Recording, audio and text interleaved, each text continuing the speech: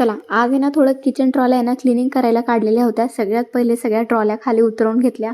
अगोदरच छान अशी आतमध्ये क्लिनिंग केली। आता हे जे क्लीनर आहे मी घरीच बनवलेलं आहे। किचन क्लिनिंग वर मी मोठा व्हिडिओ बनवलेला आहे, जर तुम्हाला हवा असेल तर खाली टॅग करते, नक्की बघा।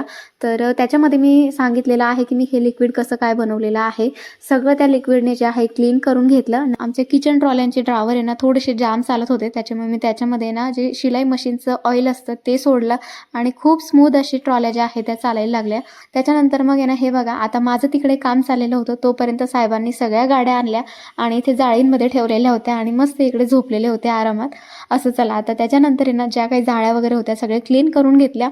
छान अशी सगळी साफसफाई झालेली आहे। त्याच्यानंतर संध्याकाळी आम्ही गेलो होतो छान अशी यात्रेमध्ये जर आम्ही गेलो ना, आमचे दोनच फोकस असतात, ते म्हणजे खेळणं आणि खाणं। आता आम्हाला या गोष्टींव्यतिरिक्त आम्ही दुसरं काही करत नाही। त्याच्यामुळे सगळ्यात पहिले जे आहे पेट पूजा केली आणि नंतर मग गेलो होतो पाळणे खेळण्यासाठी।